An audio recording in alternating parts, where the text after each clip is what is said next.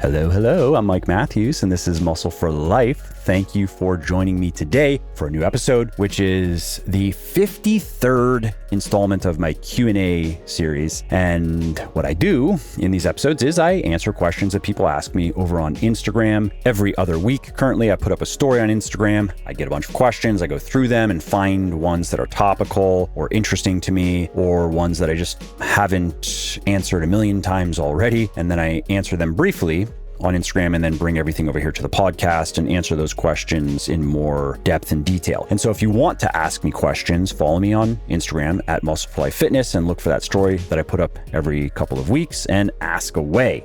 Alrighty, so in today's episode, I'm going to be answering questions like, how much should you reduce your training volume when cutting to reduce stress on your body, but also maintain muscle and strength? What is the best way to protect your joints when you're weightlifting? My thoughts on the hybrid athlete trend on combining endurance exercise and strength training. I also answer a question on powdered fruits and vegetables versus daily multivitamins, which are better and why, the minimum amount of training required to gain muscle, answer a question on brown fat versus white fat, and more. Alessio Bell 897 asks, reduced 25% weekly volume, number of sets, since getting deeper into the cut phase, is that okay? Yes, that is a good way to lower the amount of training-induced stress that you're putting on your body. And that can help quite a bit, especially if you've been cutting for some time and you are feeling it more and more. You're just feeling more run down. Your energy levels are worse. Your workouts have gotten worse. Your sleep is probably a bit worse. And you are looking for ways to continue to maintain a deficit, to continue losing fat without continuing to feel worse and worse. Reducing training volume is one of the most effective ways to do that. And you can reduce it quite a bit and still maintain all of your muscle, maintain most of your strength. Any of the strength that you do lose, you can quickly regain back. And just to put it in perspective, research shows that it probably doesn't take any more than 3 to max 6 hard sets per week for any individual muscle group to maintain what you have. Now, that doesn't mean you have to reduce your volume down to the bare minimum unless you want to, unless you have a good reason to, but just keep that in mind. If you are going from, say, training 5 days per week, let's say strength training 5 days per week, let's say that's your normal schedule, you're cutting, you're doing 5 days of strength training per week, you're doing some cardio on top of it, it's working well, but after a couple of months, you're not feeling so great anymore, and you are afraid to go to maybe 4 days per week or even 3 days per week because you are concerned that you're going to lose muscle. If you go from,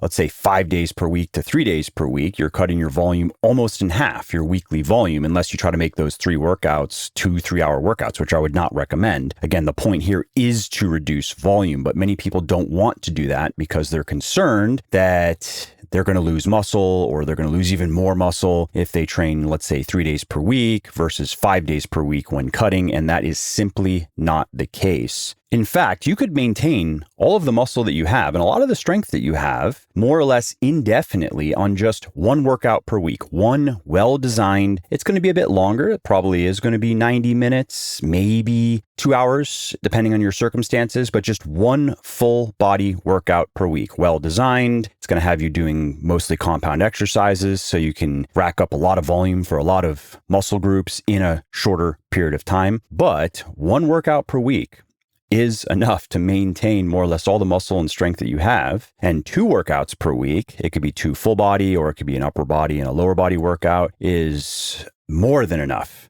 to maintain muscle and strength. And that applies to cutting as well. Now, a common mistake that people make when cutting is reducing training loads because they think that that is going to be more effective for losing fat or gaining muscle definition just for cutting. Many people think that heavier weights, so let's say anything up to maybe 8 reps per set, that's for gaining muscle and strength, that's for bulking, and then anything over, say, 10 reps per set is better, that's more suitable or appropriate for cutting. And that's simply not true. In fact, you are going to have a better time in your cut maintaining those heavier loads. Keep doing those 4s, 5s, 6s, 8s. It's okay to do some 10s and 12s as well. But generally speaking, when you're cutting, you want to keep lifting heavy weights. You want to keep pushing for progress. You may or may not be able to make progress, but that should be your mindset. You're pushing hard in your training. You are trying to beat your last workout. You're on the bench press with however much weight. And in your last workout, you got 6 reps with that weight with maybe 1 good rep left. You're trying to beat that now. You're trying to get 7 reps with 1 good rep left, or you're trying to get 6 with 2 good reps left. And the reason it's important to keep using those heavier loads that you normally use and keep pushing in your sets close to failure and keep pushing for progress is that is how you're going to best maintain muscle and strength, especially if you are an experienced weightlifter. And especially if you are an experienced weightlifter who is cutting from, let's say, lean to very lean, which is when you are actually at risk of losing muscle. If you're going from, let's say, overweight to just fit lean, it's going to be hard to lose muscle. You really have to mess it up. But if you're going from lean to very lean, you don't have much room for error. You have to train hard. You have to make sure that you are consistent with your calories, that you're not eating too little too consistently. You have to be consistent with your protein. You have to make sure you're getting enough sleep and so forth. Now, some people will say that higher rep ranges are better suited to cutting than lower rep ranges. Some people will say you should be doing a lot more 10s and 12s and 15s and even 20s when you're cutting compared to 4s and 6s and 8s. And sometimes they'll say because that's better for losing fat, because it burns more calories if you're doing higher rep workouts, or they'll talk about other physiological mechanisms that purportedly will produce more fat loss. And some of these claims are not entirely wrong. Factually, you will burn more calories doing, let's say, a workout of 15 sets of 15 reps per set, taking each set close to failure compared to 6 or 8 reps per set. However, what you need to know is it's not going to be that much better. You're going to burn maybe an extra 50, max an extra 100 calories in that workout. And if you're only doing a few of those workouts per week, what are we talking about now? We're talking about an extra 300 calories burned per week. Or if we want to be really generous, 500 calories, an extra 500 calories burned per week. Now, let's remember that it requires about a 4,000 calorie deficit to produce 1 pound of fat loss. So you have to underfeed yourself to the tune of about 4,000 calories to lose just 1 pound of fat. And so then an extra 300 to 500 calories per week is not going to make much of a difference one way or another. However, there is a counter argument, and that is that, well, yes, if you look at just that in a vacuum, you can say that it won't make that much of a difference. But what if you're doing a few things that are adding an extra 300 to 500 calories burned per week? Well, then cumulatively, they can add up to significant improvements in fat loss. And yes, that's true. However, there aren't many other things that you can do. You can eat less or you can move more, and you can add a couple of supplements that can further increase energy expenditure, further increase fat burning, decrease appetite. For example, yohimbine is a great one, and you can find that in one of my supplements called Forge. If you want to check it out, you can go over to buylegion.com/forge. That's buylegion.com/forge. And there are a few others in a separate fat loss supplement of mine called Phoenix, buylegion.com/Phoenix, and you can learn about those there. You can read about each ingredient in Phoenix and how a few of them will help you burn more calories. And so then you can say, all right, well, if you add up the effects of a few of these little things, these little modifications that you can make to your regimen, now you're burning an extra 800 calories per week. And that is fairly significant, especially if you're going to be cutting for several months. You might be able to finish your cut a month early because of that. And yes, that's true. I agree with that. However, coming back to this training modification point, we also have to consider what it's like to do a lot of high rep training when you're cutting. It sucks. I mean, it sucks when you're lean bulking. And when you're cutting, especially when you are deeper into a cut and your energy levels are lower and it can be downright grueling to do sets of 10 to 12 reps. Because remember, you have to push close to muscular failure. You can't do a set of 10 on any exercise and have 6 good reps still in the tank and call that an effective training set. That's a warm-up set. No, you have to train. You have to push closer to failure. You don't have to go to absolute failure, but you shouldn't have more than probably 2 good reps still in the tank, maximum 3. And so now think about that in the context of a lower body workout, for example, doing sets of 10, 12, 15 reps per set, close to muscular failure on each of your lower body exercises. We're going to start with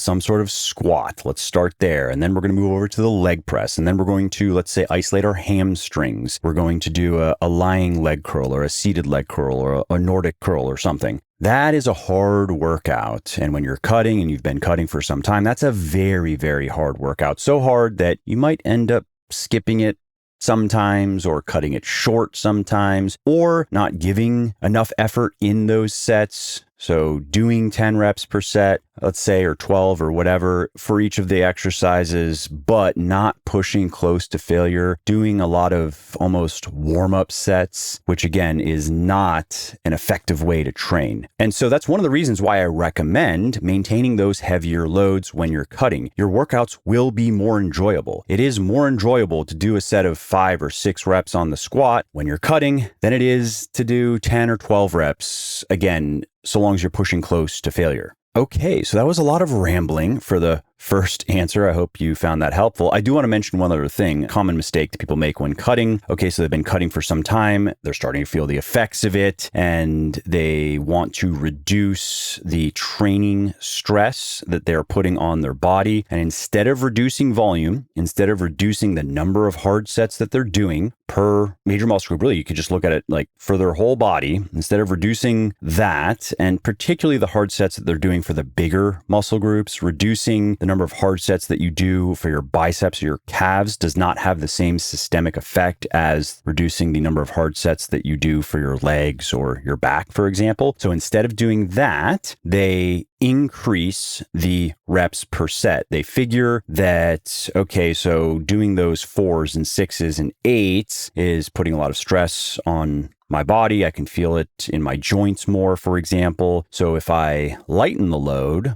but still maintain training intensity. So now I go up to doing sets of 10 or 12 or 15, and I still push close to muscular failure. I can maintain my training schedule and reduce the amount of stress that I'm putting on my body. That's the line of thinking, at least, but it's not correct because the stress primarily is coming from the number of hard sets that you're doing. It's not coming primarily from the amount of weight that you are lifting in those sets. In fact, higher rep sets taken close to muscular failure put more stress on the body, if we're talking about systemic stress, than lower rep sets. And that's paradoxical. It sounds paradoxical because many people assume that heavier weights mean more stress on the body. Well, heavier weights put more stress on your joints, but lighter weights for more reps, again, pushing close to muscular failure, that puts more stress on your nervous system and on other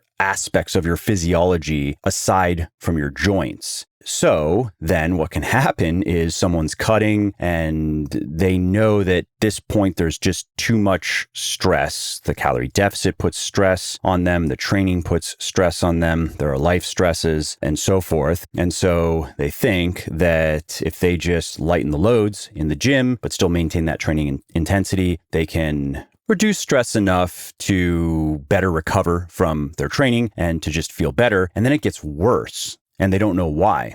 Well, the reason why is they're putting more stress on their body now, not less. The most effective way to reduce training stress is to reduce volume, to reduce the number of hard sets that you're doing. Okay, Anna asks, what's the best way to protect joints while weightlifting? I think it's avoiding the go heavy or go home mindset and instead thinking like this: go heavy sometimes, maybe even most of the time. And then when something hurts, or your body and your joints in particular clearly has not recovered enough yet to go heavy again, go lighter and have a great workout and then go home. And anyone who disagrees with that can talk to me in 20 years. And let's see how well your knees are kneeing and your shoulders are shouldering and so forth.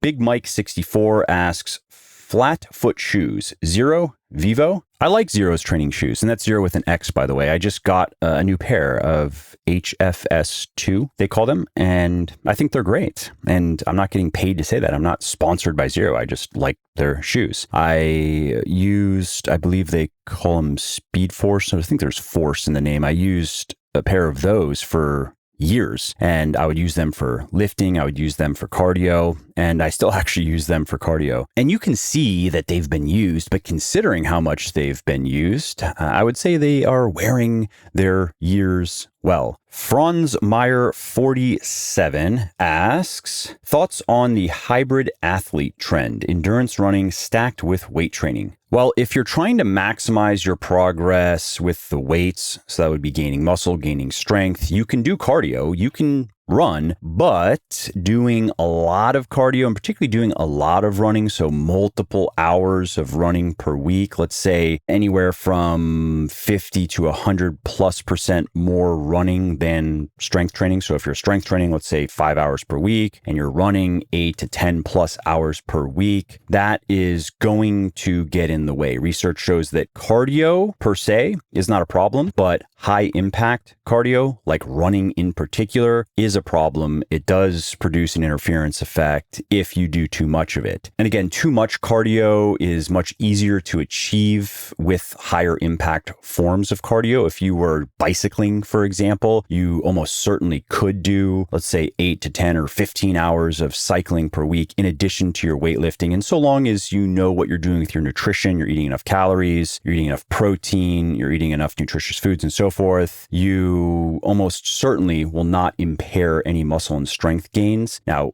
eventually you will. If you're doing 30 hours of cycling per week, yes, that is going to get in the way of muscle and strength gains. But as far as that interference effect goes, there is no question that high volume running produces it reliably. That said, if you really like running, then you should do it. If you like high volume running and that matters more to you than maximizing muscle and strength gain, then you should do it. And then you can simply keep an eye on your muscle and strength gain and see how your body's responding. And if you're okay with your progress with the weights, then keep doing what you're doing. And if you're not okay, let's say you're really just not progressing with the weights and you suspect that it is due to a lot of running, then maybe you want to cut back on the running and see if that allows you to achieve an acceptable rate of progress with your strength training. If you like what I'm doing here on the podcast and elsewhere, and if you want to help me do more of it, please do check out my sports nutrition company, Legion, which, thanks to the support of people like you, is the leading brand of all natural sports supplements. And we're on top because every ingredient and every dose in every product is backed by peer-reviewed scientific research. Every formulation of ours is 100% transparent, no proprietary blends, for example, and everything is naturally sweetened and flavored. We don't use any artificial chemicals whatsoever, no artificial sweeteners, no artificial flavoring, and no artificial food dyes. What's more, Legion is also holding its biggest and bestest sale of the year right now. Actually, our biggest and bestest sale ever over at buylegion.com. That's BUYlegion.com. And that means that for the next few weeks, you can save 50% on anything in our store. It's buy one, get one, 50% off on all individual supplements. And then you're going to get a $10 gift card on orders over $99. And that gift card is good toward anything in our store, a $20 gift card, and a free book of mine on orders over $149. And finally, a $40 gift card plus a book of mine plus a custom meal plan on orders over $199. And another way to save on our supplements is our stacks. We have several different stacks for building muscle, for losing fat, for improving health, and other common health and fitness goals that people are pursuing, and those are up to 40% off. We have custom flexible dieting meal plans that our team builds specifically for you so you can achieve your body composition goals, eating the foods that you like. Those are 50% off. We have merchandise, we have shirts and hats and other things, 50% off, and more. So if any of that has tickled your neurons, head over to buylegion.com, that's BUYlegion.com, and save big. Haddad Suhail asks, I need at least 5 to 6 minutes of rest squatting near failure in the 6 to 8 rep range. Is this normal? No, that's not normal, but it is possible. However, I would ask what makes you think you need that much time, because if you can rest, let's say 3 to 4 minutes and maintain your performance, maybe those sets feel a little bit harder than if you rest 5 or 6 minutes, but you can still perform, then you don't need the 5 or 6 minutes of rest. Now, if you rest, let's say 3.5 minutes and you can't maintain your performance, let's say you miss your rep range, whereas you do not miss your rep range if you rest 5 or 6 minutes, and you're not psyching yourself out, you're not already preemptively preparing yourself to underperform by telling yourself that 3.5 minutes of rest is definitely not enough, you are definitely going to miss your rep range, and then you do, self-fulfilling prophecy. As long as you're not doing that, you're not noceboing yourself, you may just need more rest in between sets to maintain your performance. That said, if that is the case, I would then ask about your cardiovascular fitness. If you are not doing any cardio and if you don't even have a good base of cardiovascular fitness, I would recommend, if I were coaching you, I would look at how we can start building that up. Because if we can improve that, then I can all but guarantee you the amount of time that you need to regain your performance capacity in between even your hardest sets in your strength training workouts will go down. And that, by the way, is one of a number of reasons that the ideal fitness regimen is not just strength training. That's the most important component, but it's strength training and cardio. And that cardio can improve your results in your strength training, and reducing the amount of time that you need to rest in between sets, or allowing you to perform even better given the rest time that you have, is one of the ways that it can do that. There are a couple of other ways too related to the physiology of muscle growth. And it doesn't take that much cardio to produce those benefits, to produce them noticeably. Just 1 to 2 hours per week of moderate intensity where you're sweating, you're huffing and puffing, but you are not doing all out high intensity sprinting, for instance. You're giving it maybe a 5 or 6 out of 10 effort, whereas the all out sprint is the 9 or 10 out of 10. Now, doing some of that in addition to your moderate intensity is the absolute best you can do, but you can get the vast majority of the benefits that cardio has to offer. Let's say 80% will come from just doing enough moderate intensity work. Hannah Tobin asks, how do fruit/vegetable powders compare with a daily multivitamin? Well, I much prefer a well-formulated multivitamin because you can't replace actual fruit and vegetable intake with powdered fruits and vegetables. That doesn't work because you have fiber and other things in fruits and vegetables that you lose when they get turned into powdered fruits and vegetables. So please don't buy any of these greens supplements that claim to have so many servings of fruits and vegetables in every scoop, and that imply even that you can just take the greens supplement instead of eating the fruits and vegetables. You need to eat your fruits and vegetables. Now, coming back to the question, that's one reason why I like a well-formulated multivitamin compared to a fruit/vegetable powder, normally just called a greens supplement. But another reason why I prefer the well-formulated multivitamin is that is going to have precise amounts of key nutrients if it is well designed, whereas a greens supplement can vary widely in its nutritional profile because the nutritional profile of the ingredients can vary widely. Even the same ingredients from the same suppliers, they can vary quite a bit batch to batch. And by the way, that's also why it's often important to use standardized ingredients that have been produced in such a way to ensure that they have at least a certain amount of key molecules in them, that they are at least 3% or 5% the intended molecule by weight, which then allows you to make sure that you are providing enough of that key molecule to be effective. The clinically effective dose in the case of many ingredients is not just the ingredient,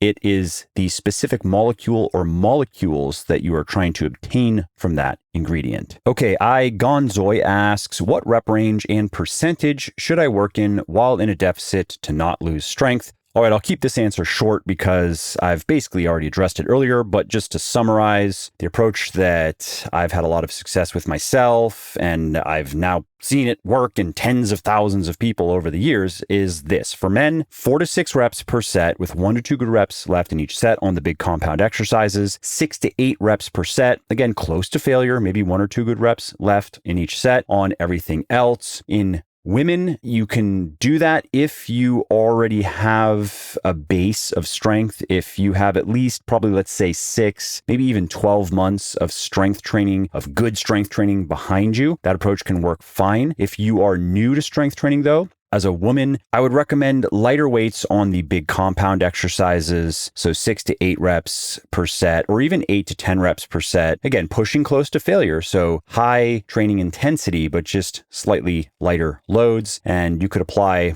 the rep range modification of 8 to 10 to everything else, to isolation exercises as well, if you'd like. And the reason for that is only that when women start strength training, unless they're just naturally quite strong, they find 4 to 6 reps per set intimidating. And again, I'm just speaking from experience here, and impractical. And it's understandable. I mean, imagine you are new to strength training and you're told to go on the bench press and do a set of 4 reps, and you can press the bar for maybe 4 reps, and that 4th rep is a grinder. You had to give it everything that you've got. And so that means you need a spotter for every set. Your arms are probably also going to be shaking like jackhammers in every set, which is kind of uncomfortable and even a little bit unsettling if you're new to strength training. And then we have the issue of learning how to do the exercise properly. And if you are starting out at that level of training intensity, you are not going to be able to learn proper form nearly as effectively as if you were to lighten the load, do 6 to 8 reps per set, maybe even 8 to 10 reps per set, close to failure, but not up to the point of failure, not 0 good reps left training intensity. So anyway, my point is, over the last decade or so, I've seen that men generally can jump right into 4 to 6 reps per set on the big compounds, 6 to 8 on the isolation exercises, just follow exactly what's in Bigger, Leaner, Stronger and do quite well. Whereas I've seen women do better. They can do well with that approach, but I've just seen they generally do better. They generally enjoy the process more as well by following the program in my book for women, my strength training book for women, Thinner, Leaner, Stronger, which has them start with 8 to 10 reps per set and work their way into heavier weights as they get stronger. Okay, It's Mashaw asks, do you think 3 sets of 6 reps is enough for muscle growth? I don't have strong evidence to support this, but I do suspect that there is a minimum training threshold, so to speak, for an individual muscle group in an individual training session, meaning you have to do a minimum amount of work to produce the adaptations that result in muscle growth. And I do think that's probably around 3 hard sets for an individual muscle group in an individual training session. And so what that means then is I would bet a fair amount of money that 1 set per day for 3 days, let's just say 3 days in a row, that's going to be less effective than 3 sets followed by 2 days of rest. And especially in experienced weightlifters.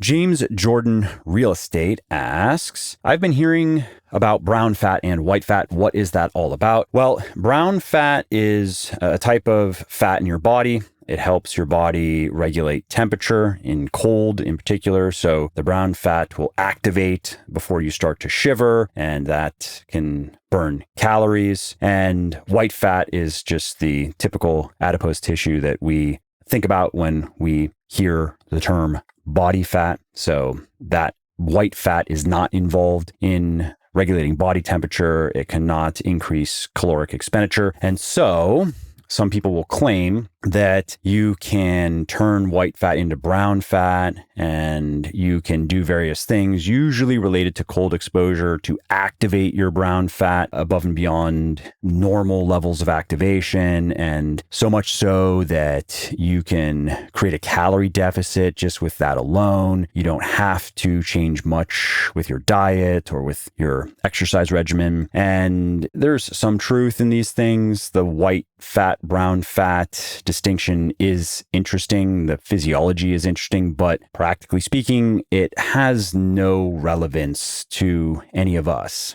unless you're willing to do a lot of cold exposure. And I'm not talking about a cold plunge. I'm not talking about a cold shower. I mean daily winter swimming for extended amounts of time, not for 5 minutes, but maybe 30 minutes or more every day. If you're willing to do that, then you can enjoy some of the benefits that I mentioned, at least to some degree, some additional calorie burning, maybe some conversion of white fat into brown fat. But you can also accomplish those things, at least to some degree, by simply exercising. Now, as for special types of supplements, special modifications to your diet or your training, none of those things are going to make any difference in terms of brown fat versus white fat. So go ahead and unfollow anyone who's trying to sell you on their supplement or their special diet program or training program that will purportedly optimize your body's fat stores. It will increase brown fat stores, which will then make it easier to get and stay lean and so forth. All of that is nonsense.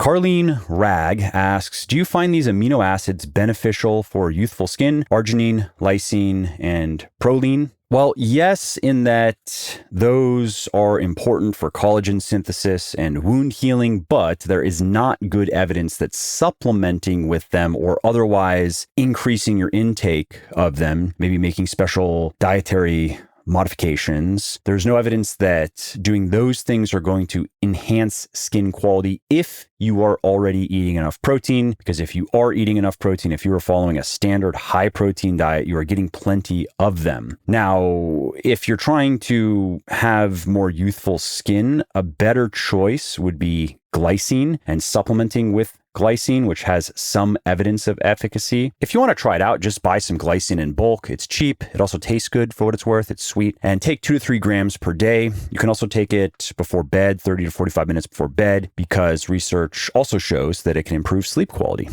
Luke M81 asks, is the ab coaster an effective exercise? Yes, it is, but you will get the same effect from leg raises, which are also a great core exercise. The ab roller too is, I think, a highly underrated exercise. It was popular for a time and then it kind of just fell out of popularity, but it is a great core exercise, especially when you keep your lower back in a neutral position and you keep your abs feeling tight and tucked into your torso and you don't rush the reps. Those are some key tips to doing the ab roller correctly. Macy Goins asks, is avoiding snacking and just eating nutritious high volume meals really that much better?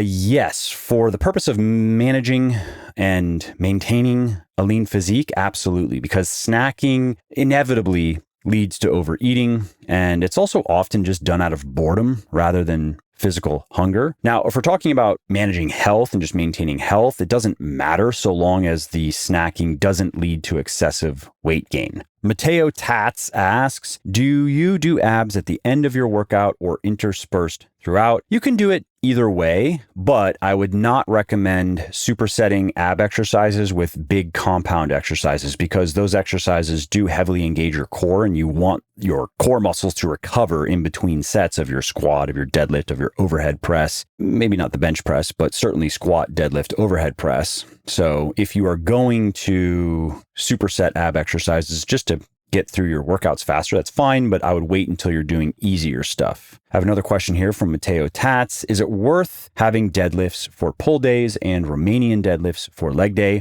Yes, I've done that in the past, and you can make it work, but you have to see how much your lower back can take, especially if you're also squatting. Personally, I wouldn't do more than 4 heavy sets of deadlifting per week of any style or any variation, and I would do fewer sets than that if I were doing more than probably 3 to 6 sets of squats per week. If I were doing, let's say, 9+ sets of squats per week, I would only do probably 1 to 3 sets of deadlifting of any kind per week. Tribex Fit asks, is it okay to get 50% of daily protein requirements from Whey Plus, which is Legion's Whey? If you want to check it out, go to buylegion.com/whey. And my answer is, yeah, that's probably fine, but I would not recommend more than that. I would not recommend getting more than 50% of your daily protein from any type of powder because it can upset your stomach. And also, whole food protein is a good source of various nutrients. And in some cases, nutrients that are most abundant in whole food sources of protein. And if you are not eating those foods, you actually may not be getting enough of key vitamins and minerals.